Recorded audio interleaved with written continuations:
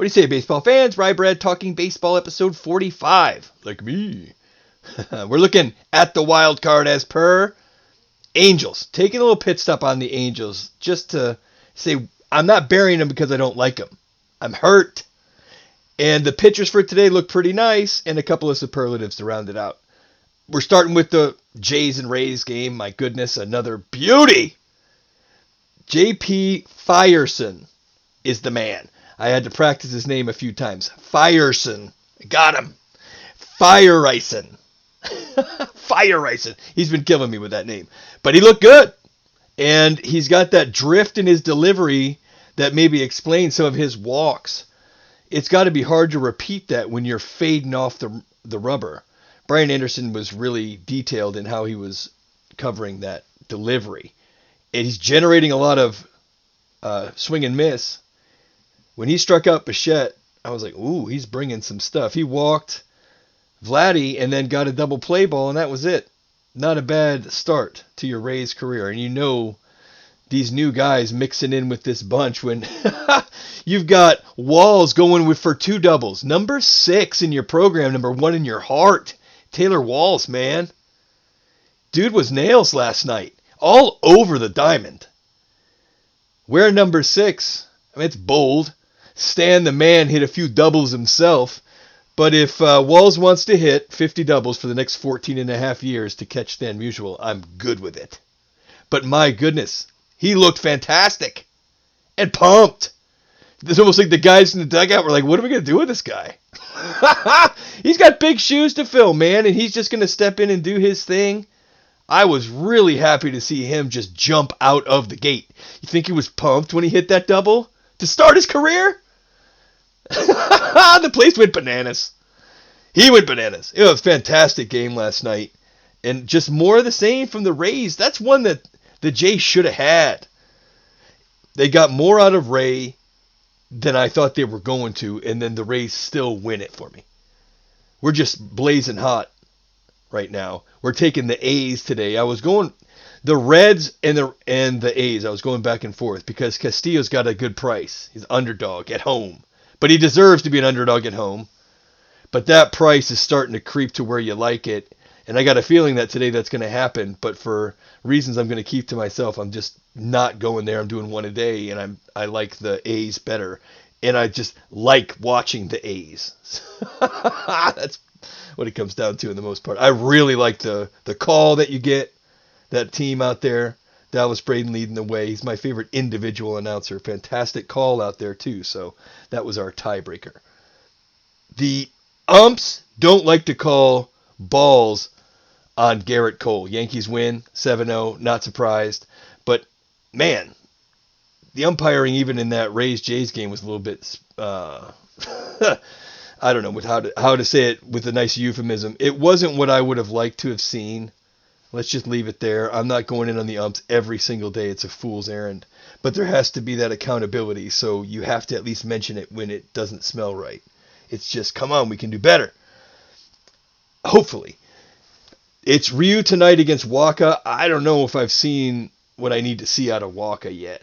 He's gotten you this far. They've got other options. Wacha, I expect to be pitching for his job here.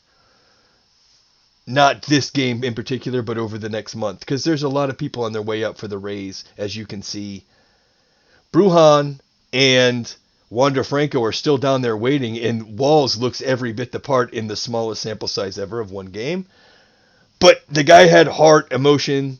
He was a Rays player. They raised these guys from the bottom up through this system, and just looks like a gamer, a dirt in his veins player. What a surprise. So you got the Yankees winning as well. Houston has lost 2 in a row to Texas, and Texas can be dangerous, especially Adolis Garcia is a man. Wow. 2 bombs. Makes a great play in the field. Comes up in the bottom half, hits one in the upper deck at Arlington. There's a lot of home runs at Arlington, but getting it in the upper deck in left field is a shot. And then he added another one later. And the Rangers win again. It seemed to me like the Rangers are always playing at home, but the splits are pretty even. It's like a couple games either way. And I just expected it because it always seems like they're playing at home. Maybe it's because whenever we've been interested in them, they've been at home. But that upper deck shot was something to see. My goodness. But that's 14 bombs for Adolis Garcia. Hello. Hi. Nice to meet you. I'm Adolis Garcia. He's just smashing, dude. And Oakland and the Angels, it just gets uglier for the Angels, man. And we're going to take a minute here to kind of go in on them a bit. But it's only because in 2002, when I was in the Marines, Air Forces Network or Armed Forces Network in Hawaii, played all the Angels games. In 2002, I watched so much Angels baseball, and they won the World Series with a great team. Sosha was the manager. The Los Angeles Angels of Anaheim had that great Game 6 comeback, 7th inning to beat the Giants in Game 6 and then win the World Series. It's a fantastic team, fantastic story. I've always liked the Angels because of that.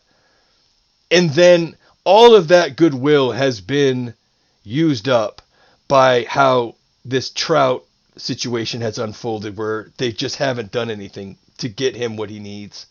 And now it looks like Ohtani is suffering the same fate as this team just spirals out of control, just seeming like it's their mission to keep the players that I want to see out of the playoffs. And I like Upton too. J-Up was on the Tigers when I was obviously watching the Tigers a lot, big Tigers fan, and he was really good for them. So I've always liked him. And BJ played for the Rays. So for whatever reason, I've just always liked the Angels. And they're just doing everything they can to make me not want them. And we're betting against them today. The Angels are in trouble, man. We've been saying it that they'd be lucky to be 10 games out come June 1st. They're 8.5 games out already. And a lot more to play against the A's. And the A's just don't look like a good matchup for them. And look at what Texas is doing right now to Houston. You think if the Angels want any part of that? It doesn't matter. They're going to get it. A little two-gamer. There's a lot of sorting out going out in both Wests. Because the NL West, Dodgers are taking care of the Giants. And now the Padres sit in first place. Hello. The San Diego Padres are now in first place by a game. They're in the midst of a 7 out of 9 stretch playing against each other, that being the Dodgers and the Giants. So that's going to sort itself out. Padres need to keep winning these games that they're supposed to win, and they are red hot. Smoking!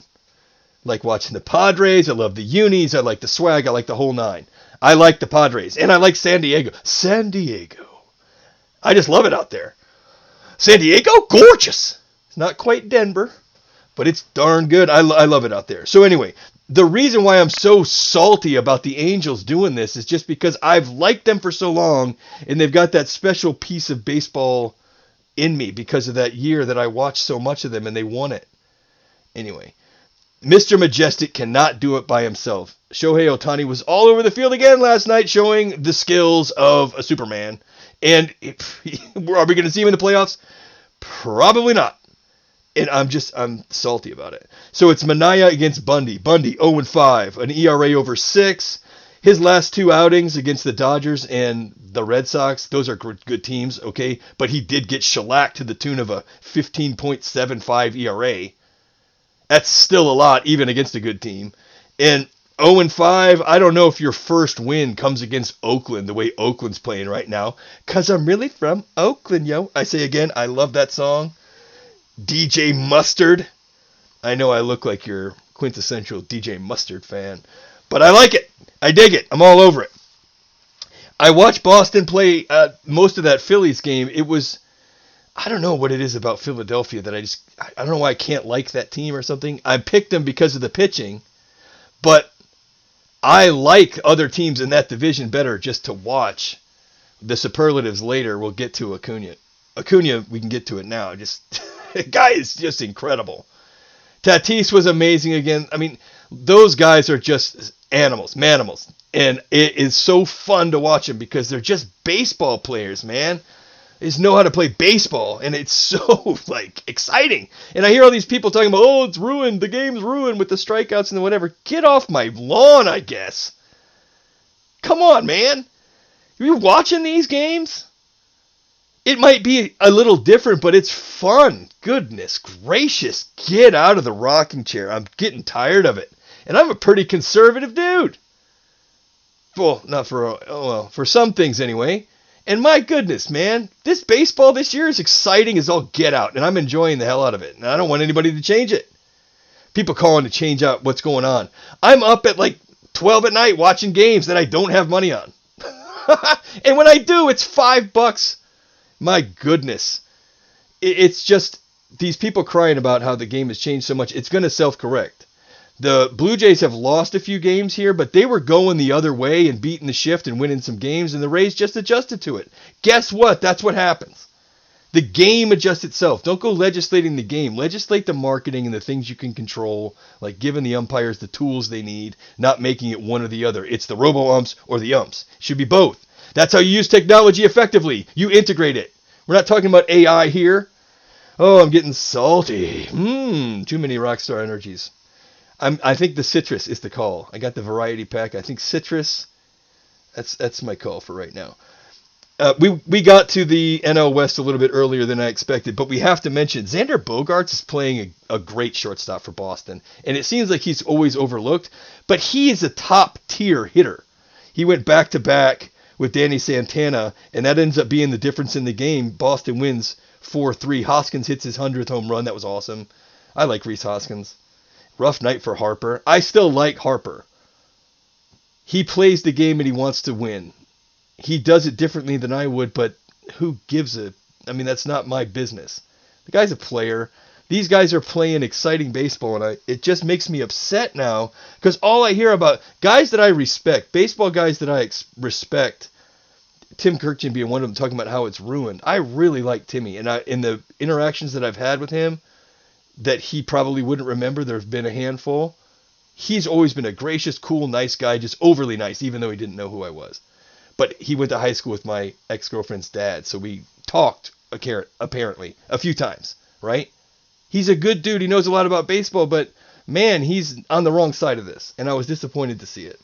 But we're not going to be let down. We're going to keep rolling through, and we're going to keep an eye on that Milwaukee at the Reds game, because I don't know what's going to happen there. Castillo at plus 106 just sounds like you should take it.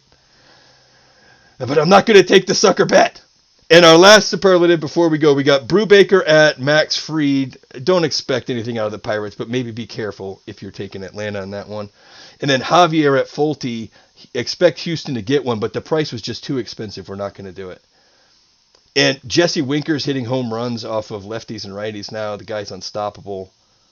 His card at MLB The Show has skyrocketed in price like nobody else's. It's just meteoric, the Jesse Winker card. Gotta get me one. All right. Get at me on Twitter at RyeBread0844. If you're in St. Pete, Tampa, Clearwater, don't forget Bascom's Chop House, best steakhouse in the city, best wine list in the city. Tell them I sent you. Might be worth your while. And then if you're going out to the Philippines, why not?